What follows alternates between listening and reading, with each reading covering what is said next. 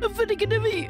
You know what the Nintendo Switch is lacking? More games that don't cost £55. And no, I'm not talking about you mobile ports. If you can kindly just get in the bin, that'd be great. Anyway, today I'm talking about a game which ticks the not £55 box and is honestly such a fun game. And when it comes out on the Nintendo Switch, it is going to take the Switch by storm. I'm calling it. We are, of course, talking about Little Witch in the Woods. It's like a witchy life sim. What more can you need? This game is currently taking the comfy cozy community by storm, and it's currently only in early access. That's how good it is. Not only is it a witchy life sim, but it also is currently £11 on Steam. Now, I can see you in the comment section typing right now saying, "Oh, Eeowna, this is a Nintendo Switch channel. Why are you talking about a Steam game?" Yeah, that's right. We're here, YouTube partner.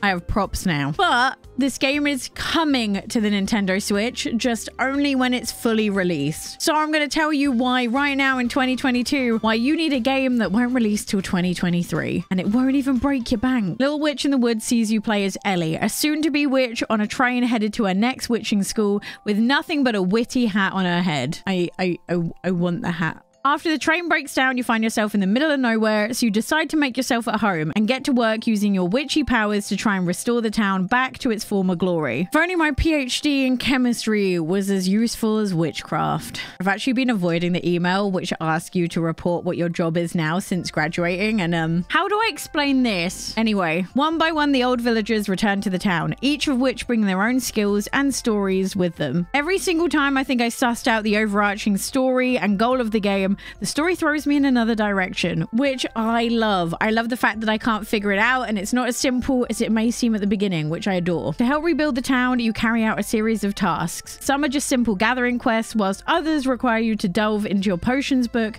to make the perfect potion for every situation. Sometimes at the beginning it's a little bit on the handholdy side. It'll be like, oh, you need this potion and you can buy this potion from this person and you need these materials. But as you get a little bit further in the game, it kind of leaves you to your own devices a bit more, which I really like. I kind of like the problem solving aspect of having an issue and then you have to fix it yourself.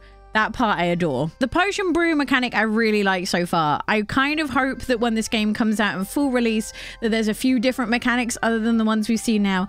But again, this is an early access, so that's not too far-fetched a thing to think might happen. To brew the potions, all you need to do is have a look in your book and it has every single step with every ingredient you need inside of it. It then leaves it up to you to go across the land and try and find the materials you need. Some of the ingredients you can be found from gathering stuff from nearby trees and bushes, whilst others require you to study the creatures to find out how best to get the resources from them. My favorite one are these birds, which are really skittish, but they adore glowing objects. So when they're distracted by a glowing object, you can sneak up behind them and grab a feather. You have to be a little bit careful though. They do get very suspicious of you if you stare at them for too long. The early access has only really given me access to the prologue and the first chapter. So my hope is that, as they said there's going to be 2 more chapters and an ending so far, that there's a ton of different mechanics and different creatures to find further on in the game. There's been a lot of comparisons made between this game and Stardew Valley, and I don't really think there's any reason for it. They're very different. Stardew Valley is a farming sim. There is no farming in this game. The only things they share is their pixel art, which I think is one of the reasons why they're being compared, the day and night cycles, and the stamina.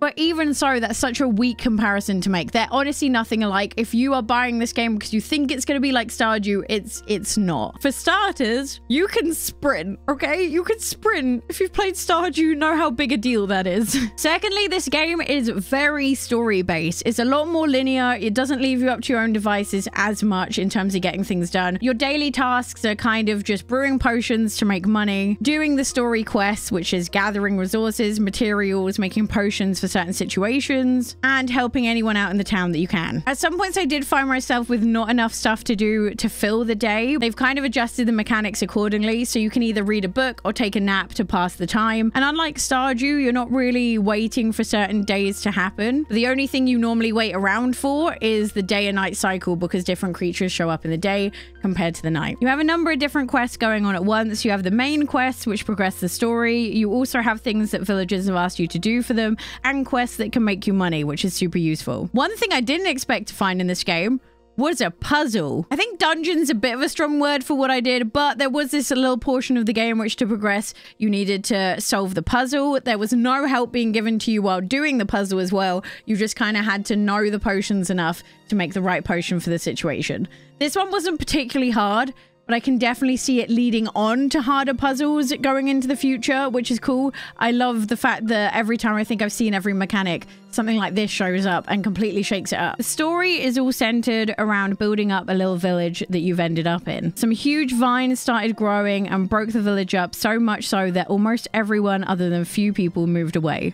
So it's up to you to fix the village and try and get it back to its former glory. Every time you carry out a task for a villager or help them out, they open up to you in the most beautiful way, making even the most laborsome tasks at times seem completely worth it. And although there's no friendship mechanics in the moment, you do feel your friendship growing as they tell you more about themselves, and you start to learn about life before the town got ruined. You even have the ability to influence the town. So one of my characters asked which shape their archway should be, and then after they built their house, you could see the shape you chosen show up. Another thing I liked is they leave it up to you to turn all the lampposts on, which means you get to pick the color of the lampposts, and that's the color that the town remains for the remainder of the time you're there. Although it's not a story that changes path at any time, like there's not multiple endings, you can have influence that's specific to you, which I really do like. The best thing about this game though is that everything I've shown you is from the early access of the game. This game isn't set to fully release till 2023. Despite the fact that websites are reporting that this is about 5 hours of gameplay in the early access, I haven't finished it yet, and I'm over 7 hours through so far. At some points I felt like the pacing was a little slow. However, if you look on the Steam page, they mentioned daily life updates will be coming, such as gifting, adopting a cat, and fishing, which is perfect as I feel like these are the types of activities that the game is currently missing as some filler things to do. This game is truly an apprentice witch life simulator, and although it's not fully polished yet, this game has a lot of potential and I keep on going back to it. I dare say this is a stress-free, time-based game. Unlike Stardew, you don't have months really, you don't have seasons, so that means that if something takes you a couple of days longer, there's no consequences. And I've run out of stamina, and I've been out past 11 PM with zero consequences so far, so it's much more of a chill game than Stardew Valley is. And I don't know how else to describe the dialogue other than I'm almost certain at some point the dialogue will make me cry. Like it's already got that emotive response behind it that if anything sad happens to this little boy, I will mess someone up.